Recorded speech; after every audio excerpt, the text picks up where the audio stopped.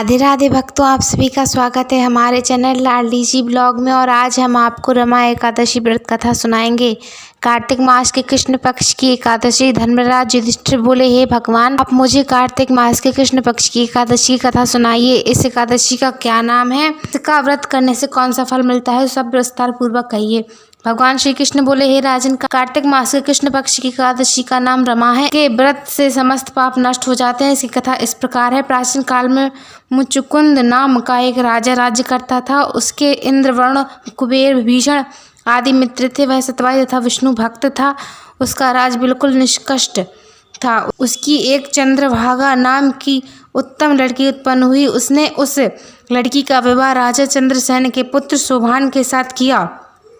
एक समय जब शोभान अपने ससुराल में था, तब यह एकादशी पड़ी। चंद्रभागा सोचने लगी कि अब एकादशी समीप ही आ गई है। मेरे पति अत्यंत कमजोर हैं, इसलिए वह व्रत नहीं कर सकते, परंतु मेरे पिता की कठिन आज्ञा है। जब दशमी आई तब राजा ने ढिंढोरा पिटवा दिया। उसको सुनकर शोभान अपनी पत्नी के पास आया और बोला, हे प्रिय, तुम मुझे कुछ उपाय बताओ, क्योंकि मैं यह व्रत करूँगा तो अवश्य ही मर जाऊंगा। इस पर चंद्रभागा बोली, हे प्राणनाथ, मेरे पिताजी के राज्य में एकादशी के दिन कोई भी भोजन नहीं कर सकता। यहाँ तक कि घोड़ा, हाथी, ऊंट, पशु आदि भी तृण, अन्न, जल आदि ग्रहण नहीं कर सकते। फिर यहाँ मनुष्य कैसे भोजन कर सकते हैं? यदि आप भोजन करना चाहते हो तो किसी दूसरे स्थान पर चले जाइए, क्योंकि यदि आप इस स्थान पर रहोगे तो आपको व्रत ही करना पड़ेगा। उस पर शोभान बोला, हे प्रिय, तुम्हारा कहना बिल्कुल सत्य है। मैं व्रत अवश्य ही करूँगा। भाग्य में जो लिखा होगा वह तो होगा ही। ऐसा विचार करके उसने एकादशी का व्रत किया और वह भूख प्यास से अत्यंत पीड़ित होने लगा।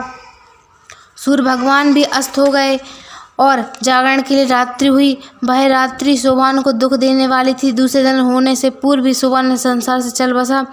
राजा ने उसके मृतक शरीर को दहन करा दिया। चंद्रभागा अपने पति की आज्ञा के अनुसार अंगुरी में दहन न हुई और पिता के घर रहने में उत्तम समझा। रमा एकादशी के व्रत के प्रभाव शोभान को मंदराचल पर्वत पर धन्य धान से युक्त तथा शत्रुओं से रहित एक उत्तम नगर प्राप्त हुआ। उसके महल में रत्न तथा स्वर्ण के खंभे लगे हुए थे। वह वहाँ पर स्वर्ण तथा मणियों के सिंहासन पर सुंदर वस्त्र तथा आभूषण से युक्त हुआ बैठा था। आभूषण से युक्त गंधर्व तथा अप्सरा उसकी स्तुति कर रहे थे। उस समय राजा शोभान दूसरा इंद्र प्रतीत हो रहा था। एक समय नगर में रहने वाले एक सोम शर्मा नाम का एक ब्राह्मण तीर्थ के लिए निकला। उसने घूमते घूमते राजा शोभान को देखा। वह ब्राह्मण उसको अपने राजा का जमाई जानकर उसके निकट गया। राजा शोभान ब्राह्मण को देखकर आसन से उठ खड़ा और अपने ससुर तथा स्त्री चंद्रभागा की कुशलता को पूछने लगा। ब्राह्मण सोम शर्मा बोला कि हे राजन, हमारे राजा कुशल हैं, उनकी पुत्री चंद्रभागा भी कुशल है। अब आप अपना वृत्तांत बताइए। मुझे यह बड़ा आश्चर्य है। ऐसे विचित्र और सुंदर नगर मैंने कभी सुना और ना कभी देखा। वह आपको किस प्रकार प्राप्त हुआ? शोभान बोला, हे देव, यह कार्तिक मास के कृष्ण पक्ष की रमा एकादशी का व्रत का प्रभाव है। इसी से मुझे एक अनुपम नगर प्राप्त हुआ। ब्राह्मण सोम शर्मा ने पूछा कि यह नगर अध्रुव क्यों है और ध्रुव किस प्रकार हो सकता है? सो आप मुझे बताइए, मैं आपसे कहे अनुसार ही करूँगा। आप इसमें किंचित मात्र भी झूठ न समझें।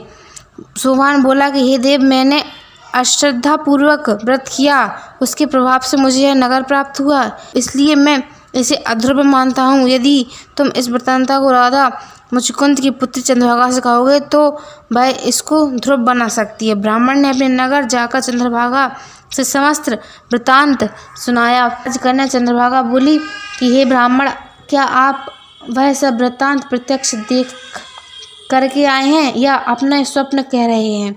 इस पर ब्राह्मण बोले कि हे पुत्री, मैंने तेरे पति शोभान को तथा उसके प्रत्यक्ष नगर को देखा है, परंतु वह अध्रुव है।